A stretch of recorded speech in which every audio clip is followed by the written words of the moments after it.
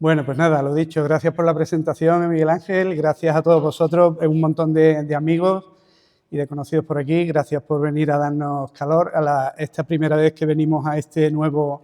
escenario para el Cielo del Mes. Yo voy, claro, normalmente los cielos del mes son simplemente de un solo mes, pero nosotros como hacemos la pausa del verano,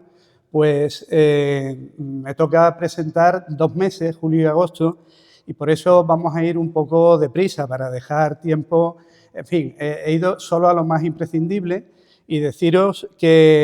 bueno, que eso, tenemos el calendario de 2 meses por delante en vez de uno solo, y es un poco peculiar tener que hablar de las efemérides, de las conjunciones, de las fases lunares y de estas cosas, cuando resulta que tenemos dentro de estos meses un evento que no solo es el más interesante del mes, como para que aparezca en el cielo del mes, sino que es el más interesante del año, de la década y de muchísimo tiempo, ¿no? Asociado además por supuesto hablo del eclipse del 12 de agosto, que es realmente un evento que no solo es que sea interesante, es que va a ser, como sabéis, un evento histórico realmente para nuestro país, para el mundo, no solo diría yo de la astronomía española, sino del interés genérico del público en general, no solo de los frikis aficionados a la astronomía, sino de todo el mundo, ¿no? Así que, bueno, eso lo marcamos ya ahí en su sitio, en el 12 de agosto. Y otra cosa curiosa es que yo no sé si alguna vez habéis oído hablar de que un eclipse eclipse un eclipse. Y es que eso es lo que va a pasar realmente, porque está pasando un poco desapercibido que también en agosto tenemos un eclipse de luna, un eclipse parcial que ocurrirá a finales de mes, el día 28, y del que nadie está hablando porque evidentemente de por sí podría haber sido un evento interesantísimo si no hubiéramos tenido ese eclipse de sol que, valga la redundancia, lo va a eclipsar todo, ¿no? Pero es un evento también interesante, ¿no? Aparte de eso, pues tendríamos las efemérides normales, que las hemos agrupado por todo lo que tiene que ver con la luna, fases, etcétera. Ahora veremos por qué he elegido algunas en concreto. Ver un poquito de qué eventos planetarios van a ser más interesantes en estos meses. Las lluvias de estrellas, pues igual, es que el 12 de agosto tenemos este año una fabulosa lluvia de Perseida que coincide con una luna nueva, como es lógico, porque es el mismo día que un eclipse solar, por lo tanto la luna no tiene más remedio que ser nueva, y lo que sí es una casualidad que haya coincidido el eclipse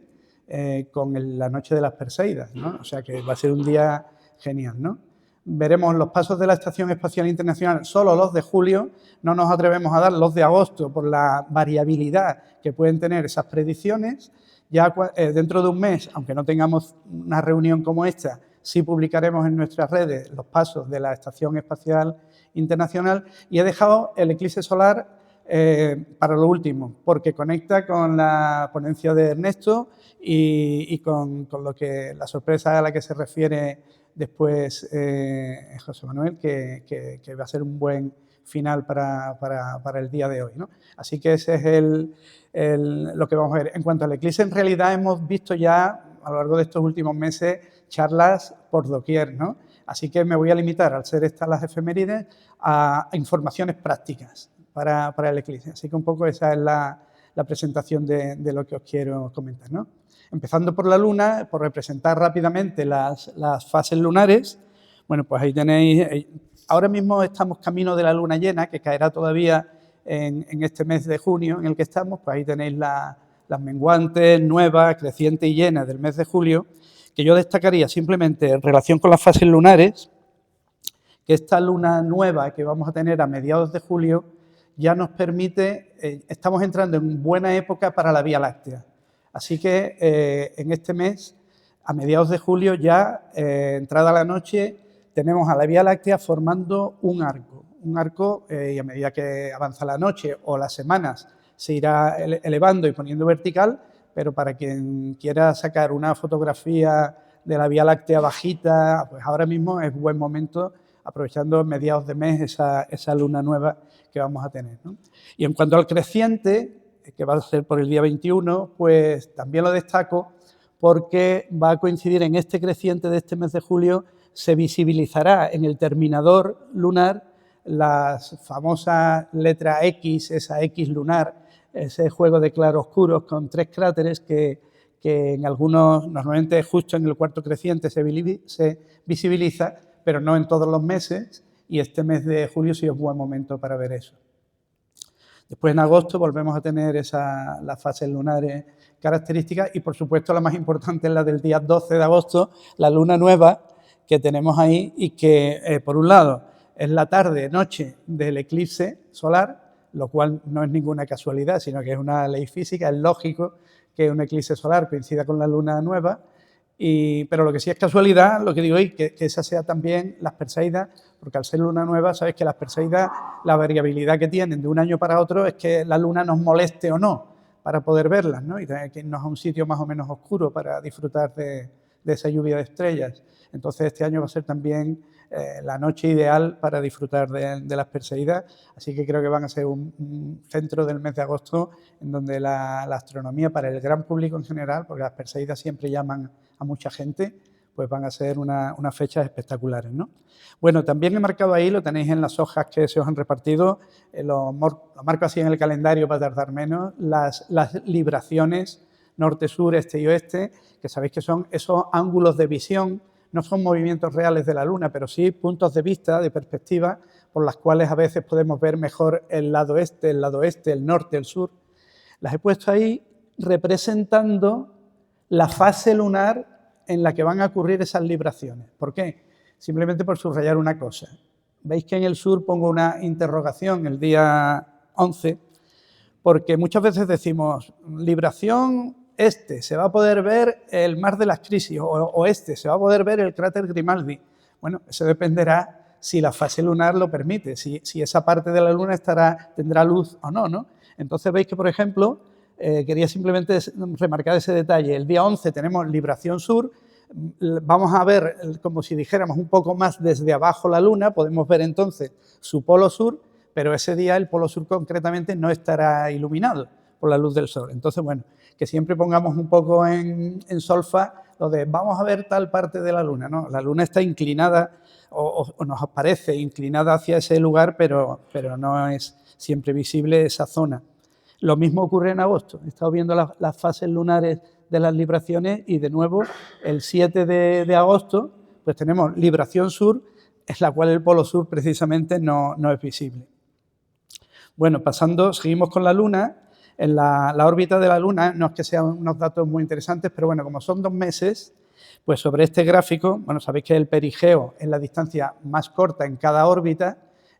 ocurrirá el 13 de julio, y unas 2 semanas después, en este caso 12 días, el 25, tenemos el apogeo, que es una distancia máxima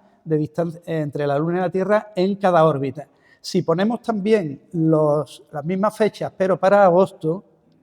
que son el 10 y el 22, lo que vemos es que los kilómetros no coinciden. Y eso es porque, evidentemente, cada perigeo y cada apogeo de los 12 meses del año nos da una cifra diferente. La órbita de la Luna jamás es exactamente idéntica de una órbita a la otra y, por lo tanto, un perigeo de un mes no va a ser exactamente, será la mínima distancia de esa órbita, pero no va a coincidir con la mayor o menor distancia de meses anteriores. O sea que al final, en realidad, cada año hay un perigeo máximo y un apogeo máximo. De estas distancias, aparte de remarcar eso, quería deciros también cómo el perigeo del 10 de agosto es un perigeo cercano a la fecha clave del día 12, que es la del eclipse, ¿no? El que estemos en perigeo o en apogeo lo que nos cambia es el tamaño aparente de la Luna en el cielo, porque mientras más lejos esté será más pequeña, mientras más cerca, pues mayor, ¿no? Y eso tiene que ver con el que se pueda producir un eclipse total o que simplemente sea anular, como nos va a pasar en enero del 2028. Es una pena, ¿no? Porque podría haber sido un trío de eclipses solares totales, que sería la auténtica repera, porque de nuevo en enero del 28 la Luna se va a centrar en el Sol, delante del Sol, pero va a estar en un momento de apogeo, su distancia va a ser menor, su tamaño aparente va a ser menor y por eso es por lo que no tapa el disco solar por completo, ¿no? También hay una efeméride de julio que es el afelio. En este caso es la órbita de la Tierra alrededor del Sol. El 10 de julio se produce el afelio, que es la distancia máxima al Sol, perdón, el 6 de julio, no el 10, ¿vale? El 6 de julio, 152 millones. Evidentemente, el tamaño aparente del Sol en el cielo, pues también puede tener que ver con los eclipses, pero lo hace de una manera mucho menos significativa. Que estemos en perihelio o en afelio, lo que nos cambia el tamaño del Sol en el cielo es un 3%. Pero lo que acabamos de ver antes del apogeo o perigeo de la Luna sí que influye en que la Luna varíe hasta un 14% su tamaño. De todas formas, 12 de agosto, no vamos a estar excesivamente lejos, estaremos a un mes y pico de distancia del afelio, lo cual quiere decir que considerando el año entero tampoco es mal momento, porque un eclipse, si lo que buscamos es un eclipse solar total, ¿qué nos interesa? Pues nos interesa un Sol pequeño y una Luna grande que sea capaz de tapar el disco solar y que además lo haga el máximo tiempo posible. Que un eclipse solar sea más largo o más corto va a depender de ese tamaño relativo del Sol y de la Luna, porque mientras más grande sea la Luna en comparación con el Sol, va a estar más tiempo tapando en su movimiento por la órbita, ¿no? Entonces, el 12 de agosto tenemos una Luna nueva y simplemente, bueno, reflejar que el tamaño aparente del Sol ese día 12 de agosto es inferior al total de la Luna, lo cual nos permite disfrutar de este eclipse, ¿vale?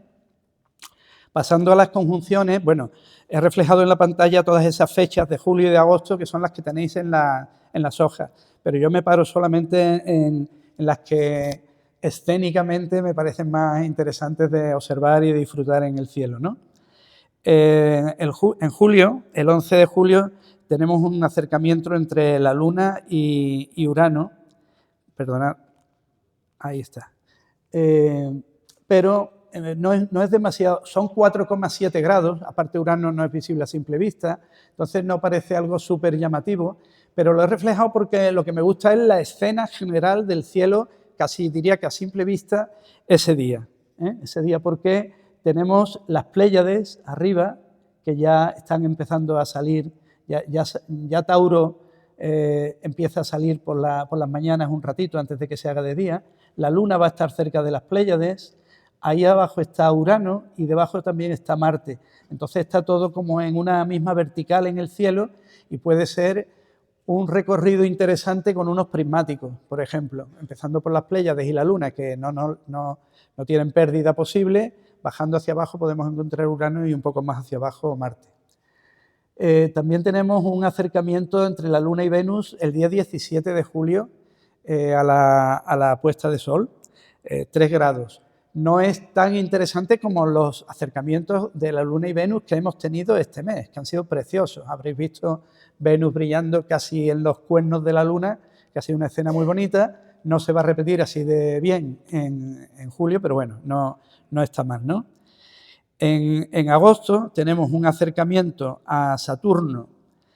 Saturno ya también está viéndose por las mañanas temprano, después de mucho tiempo, de varios meses sin verlo por la tarde. 5 grados tampoco es excesivo, pero 5 grados sí que entran en unos prismáticos de 10 aumentos, que tienen un campo de visión de unos 6 grados, así que puede estar interesante, ¿no? Lo mismo tenemos el día 9 de agosto, en este caso con Marte, ahí los tenéis, ¿no? Ya 4 grados sí que entran muy bien en unos prismáticos, así que unos prismáticos con un campo de visión de 6 grados, esa pareja Luna-Marte puede ser interesante para verla a los prismáticos, ¿no? Si dejamos las conjunciones Luna-Planeta, pues la Luna va a pasar, bueno, como todos los meses, ¿no? La Luna recorre todos los meses su órbita por la eclíptica y va pasando por aquellas estrellas que están cercanas a la eclíptica de las constelaciones zodiacales o por aquellos objetos de cielo profundo que también son cercanos a la eclíptica. Por lo tanto, no es nada raro que la Luna visite las Pléyades. Lo hace también, bueno, también depende de que las Pléyades estén visibles en el cielo o no, según la estación del año. Pero bueno, pues tenemos un paso por las Pléyades en julio y otro en agosto. Este primero es a unos 3 grados, para verlo también con prismáticos. La Luna no estará muy iluminada, lo cual es bueno para que no nos opaque las Pléyades. Y aún mucho más cercano es el el acercamiento del 7 de agosto a las Pléyades a menos de 1 grado, ¿no? Esto, según nuestra posición en el planeta Tierra, podría ser una ocultación de las Pléyades, de algunas de las estrellas, porque cuando ya dos astros están tan cerca uno de otro y uno está cerca de la Tierra como la Luna, pues se dan efectos de perspectiva en donde puede haber ocultación o no en función de dónde estemos situados en la Tierra. Bueno, hablando ya del eclipse de luna del 28 de agosto. Va a ser un eclipse lunar parcial. Esta gráfica me parece muy interesante. Mirad, es un calendario de años, esto es prácticamente esta década en la que estamos nosotros, todos los meses del año, y los puntos amarillos son las fechas de los eclipses de sol y las oscuras son las fechas de los eclipses de luna. Ya veis que se va viendo un decalaje, porque como ahora lo veremos mejor en una gráfica, como los eclipses de sol solamente pueden coincidir no en cada mes, en cada paso de luna nueva, debido a la inclinación de la órbita de la luna, pues lógicamente solamente coinciden en los 2 cortes al año de la órbita de la luna con la eclíptica, lo que llamamos los nodos. Como están enfrentados 6 meses, pues podríamos pensar que las fechas de los eclipses, igual que las Perseidas todos los años es el 12 de agosto, pues las fechas de los eclipses solares deberían ser la misma, dos veces al año, unas fechas concretas. Pero se va produciendo un adelantamiento, cada año se adelantan un poco, porque esos nodos tampoco están permanentemente en el mismo sitio, que de un año a otro hay una precesión que se llama, el punto de corte de esas dos órbitas se va adelantando y entonces los eclipses, la temporada de eclipses, digamos, se va adelantando un poco, ¿no? Si cogemos nuestros 2 meses de 2027, julio y agosto, estamos aquí y ahí veis el eclipse nuestro del 12 de agosto y justo a continuación, a su derecha, ese eclipse lunar que estamos diciendo. La otra cosa llamativa que se ve en esta gráfica es cómo a los eclipses solares siempre precede o sigue un eclipse de luna. Eso tampoco es evidentemente casualidad. Esto se debe, como os estaba contando,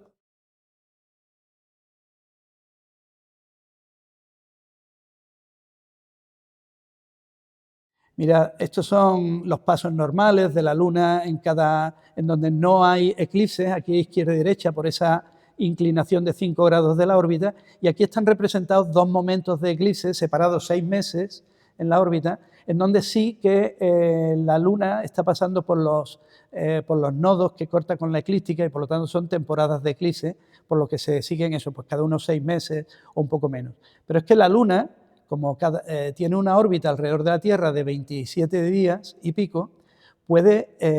que cuando se da esta coincidencia de los nodos con un eclipse solar, unas 2 semanas después vamos a pasar por aquí. Si la Tierra continúa más o menos de forma alineada, en 14 días algo se habrá movido, pero puede estar pillando todavía la posibilidad de alineación, pues se puede producir un eclipse lunar justo después de este eclipse solar, solamente con una diferencia de estas 2 semanas. O al revés, puede que hayamos tenido un eclipse lunar y 2 semanas después tengamos un eclipse solar. Esa es la razón de por qué van a ir normalmente acompañados. Si voy para atrás, además, veréis que eso es lo normal, un eclipse de luna antes o después de un solar, pero hay veces en donde la alineación coincide tan buena que podemos tener uno antes y otro después, como ocurre el año que viene, el año del eclipse del 27, ¿no? O en el 29. Aquí es raro, pero a veces tenemos la posibilidad de 2 y 1. Incluso aquí, 2 solares con 1 lunar en medio. Vale, pues en cuanto a la visibilidad de este eclipse del 28, pues estamos bien situados, como veis, justo dentro del límite occidental de la zona de España en donde el eclipse se va a ver completo, no completo de que la luna esté completamente eclipsada, porque no va a ser un eclipse total, sino parcial, bastante bueno, muy parcial, cerca 90 y tantos % de ocultación, de ensombramiento, de oscurecimiento de la luna, pero además en Sevilla, como estamos en esta parte del mapa, pues el eclipse termina y justo después ya la luna se pone. O sea que podemos ver todo el proceso completo en ese horario que tenéis ahí. El máximo sería a las 6 de la mañana, el eclipse terminaría sobre las 7:52, pero la puesta de la luna no tiene lugar hasta las 8 de la mañana. Así que bueno, sí que habrá que madrugar bastante para disfrutar de este eclipse, pero yo creo que es una buena oportunidad. Y esta sería la visibilidad desde Sevilla en el momento del máximo, que en el momento de eso, a las 6 y pico, todavía estará a 18 grados de altura, y entonces ese momento del máximo se podrá ver bastante bien. Va a ser un eclipse de magnitud 0,92, significa que el 92% del diámetro de la Luna va a estar oscurecido, y bueno, pues este hubiera podido ser perfectamente el evento del mes, si no hubiera sido porque tenemos otro eclipse mucho más interesante e históricamente mucho más raro, estadísticamente mucho más raro, ¿no?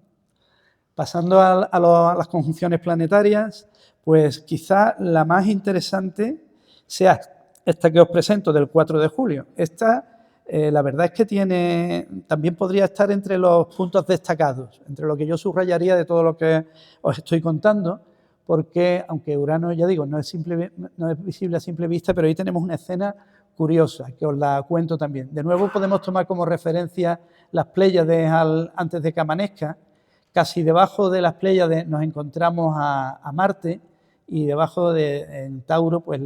el cúmulo de las Híades con la estrella principal, Alfa de Tauro, que es Aldebarán, ¿no? Esta escena puede ya tener su interés estético, encontrar a Marte en medio de las Pléyades y Aldebarán, siendo Aldebarán también una estrella rojiza, como lo es Marte, pero ahí podríamos aplicar los prismáticos para ver Pléyades y Marte en prismáticos, están casi a 6 grados, entonces para ver a la vez Pléyades y Marte, tendríamos que ver a Pléyades justo en el borde y Marte también por los pelos, casi los dos saliéndose del campo de visión. Pero ahí ya nos aparece un puntito blanco a la izquierda de Marte, que es Urano, el planeta Urano, que es el primero no visible a simple vista, el primero no histórico, sino que es el primero descubierto con telescopio por Herschel y que va a estar inusualmente cerca de Marte ese día, que puede ser también, por lo tanto, interés quizás descubrirlo a los prismáticos o mejor verlo al telescopio, porque en un telescopio con no mucha magnificación, con no muchos aumentos, vamos a poder ver al telescopio con nuestros ojos a esos dos planetas, el disco de Urano así en color agua marina y al lado del disco rojizo de Marte, que puede ser una escena para los aficionados a la planetaria también muy interesante. Así que este evento también lo destacaría yo, ¿no? Bueno, después ya lo demás lo podemos pasar más deprisa, es un acercamiento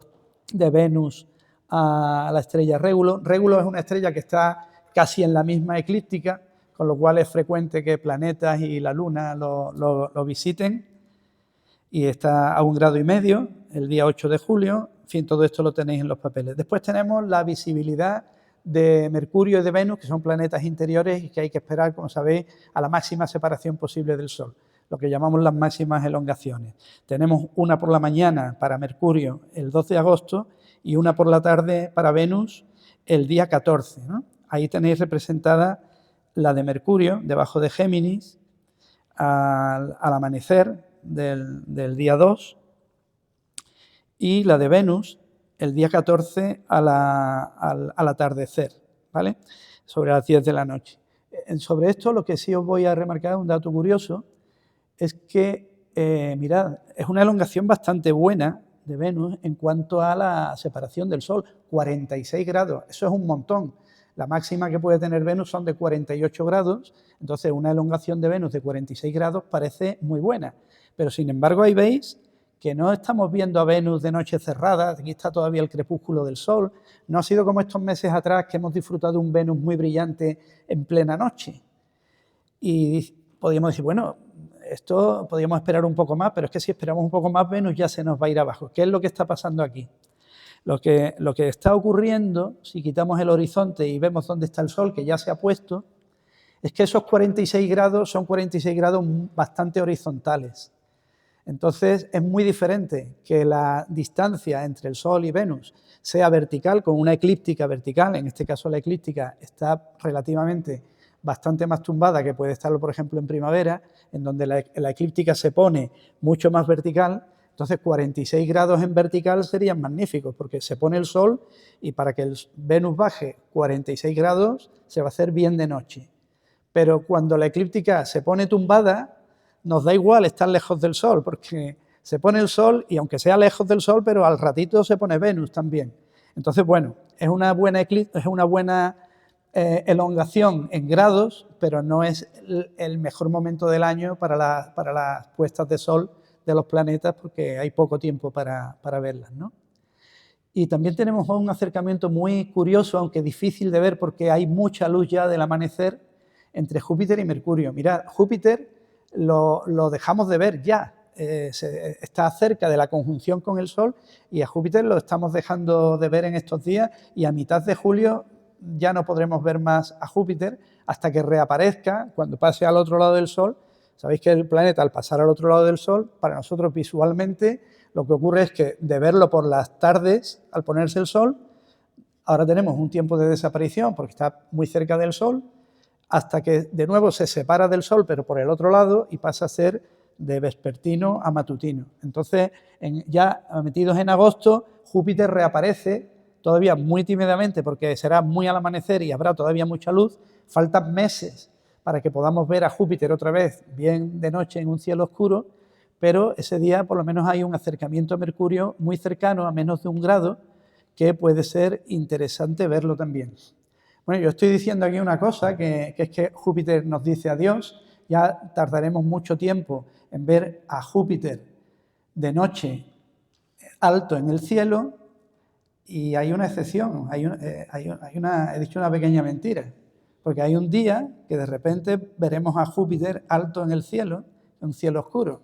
y va a ser el día del eclipse, porque ese día, según también donde estemos en España, aparecerán las estrellas y los planetas en el cielo. Así que vamos a tener 1 minuto y medio para ver a Júpiter, no de noche, sino a las 8 de la tarde, pero ahí arriba, ¿no? Así que Júpiter reaparecerá durante ese minuto y pico del eclipse. Bueno, las lluvias de estrellas son poco interesantes por unas bajas tasas de meteoros, pero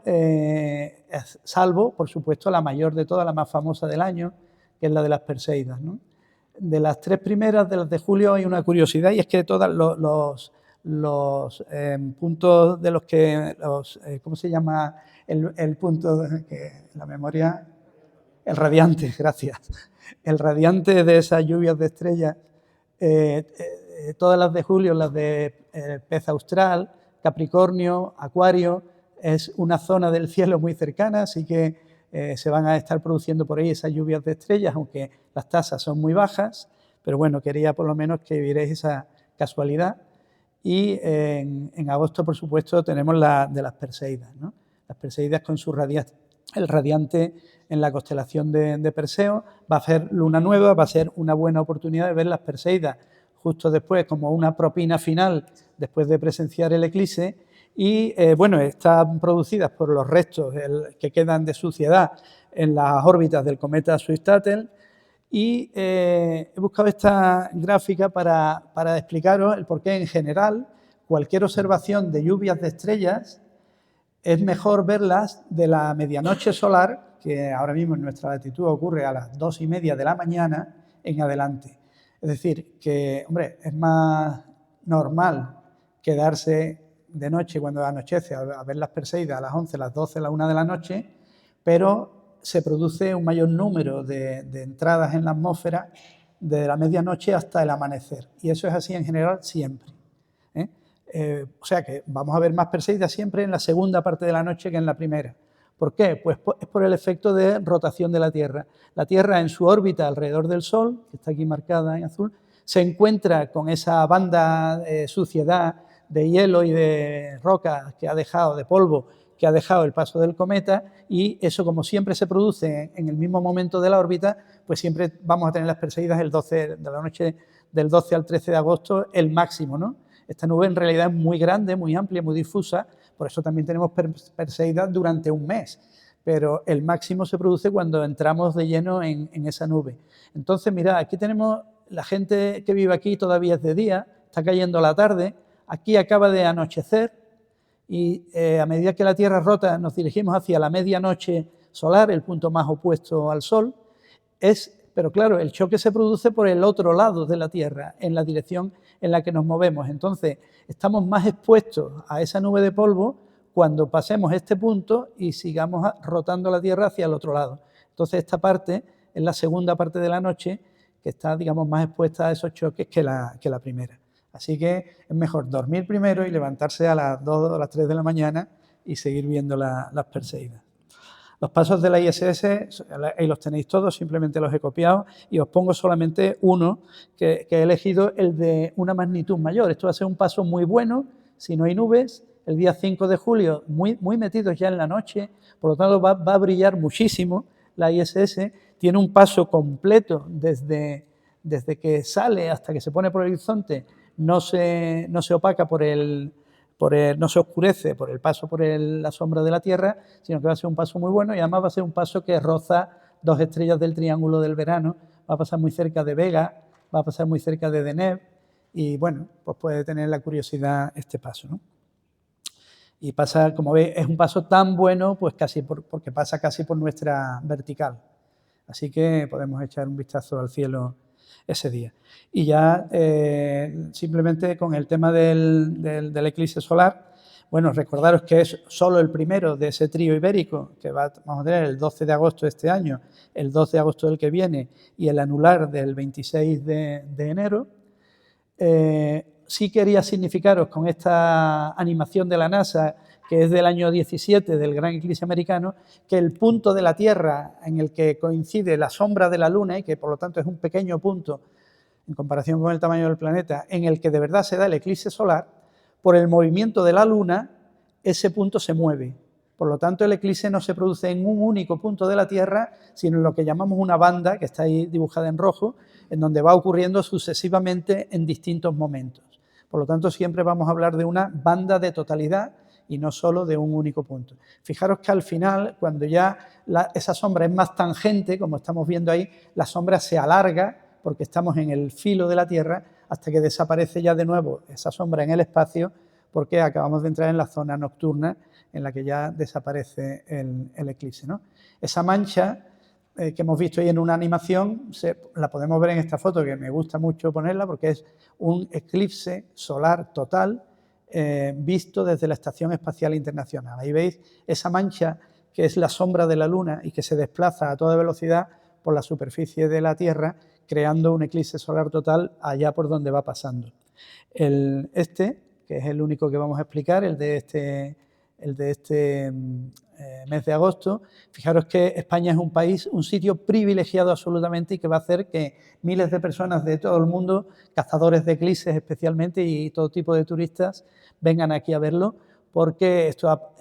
empieza en las costas de Siberia, pasa muy cerca del Polo Norte, después pasa por Groenlandia, el punto mejor teórico al mediodía solar sería en Islandia, pero en toda esta zona hay una producción de nubes tremenda, casi no del 100%, así que después sigue por el Atlántico y la zona privilegiada, como veis aquí, es la banda de totalidad cuando atraviesa por España en esa zona que ya todos conocéis, ¿no? de sobra. El punto central, que es la línea negra que va por el medio de la banda,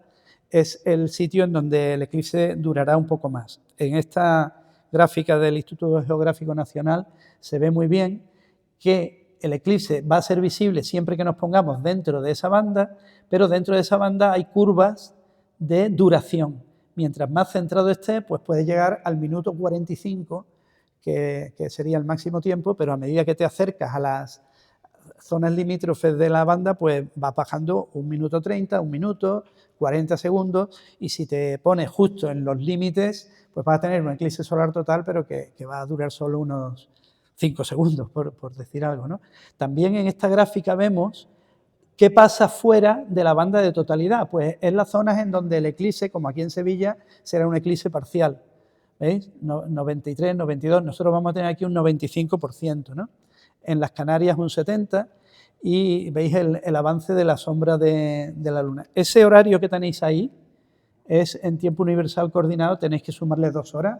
así que Sí, sí, pero ya estoy terminando, voy lo más deprisa que puedo. Mirad, los que opinan, bueno, y si me quedo en Sevilla, ¿qué pasa? Bueno, pues la diferencia de verlo en Burgos a quedarnos en Sevilla, pues sería de que tengamos un eclipse total a uno que se va a quedar ahí y a partir de ese 5% va otra vez a seguir destapándose el sol y no es lo mismo. Es muy diferente porque en el primer sitio, en un eclipse total, disfrutamos de la visión de la corona solar, que no la podemos ver nunca, mientras que en Sevilla lo que vamos a tener es una fracción del sol, así que nunca podremos quitarnos las gafas y nos perdemos todo lo que aparece durante, ya sabéis, todas las cosas interesantes que tiene un eclipse solar total, que son esas que pongo ahí, no tienen nada, ninguna de ellas aparecería en un eclipse parcial, en donde ni siquiera podemos quitarnos las gafas de eclipse en ningún momento, ¿no? En fin, recordad que un punto concreto de la Tierra solamente padece de media o disfruta cada 375 años de un eclipse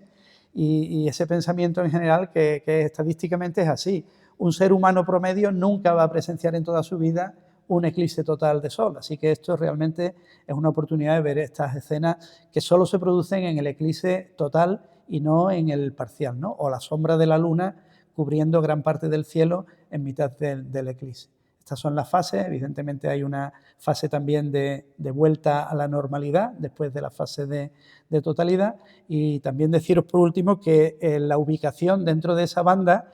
como es un eclipse que va a ocurrir con el sol ya muy bajo, hay que tener cuidado con los obstáculos que nos tapan la puesta de sol, porque a medida que nos vamos hacia el este, en España, estos son los grados de altura que vamos a tener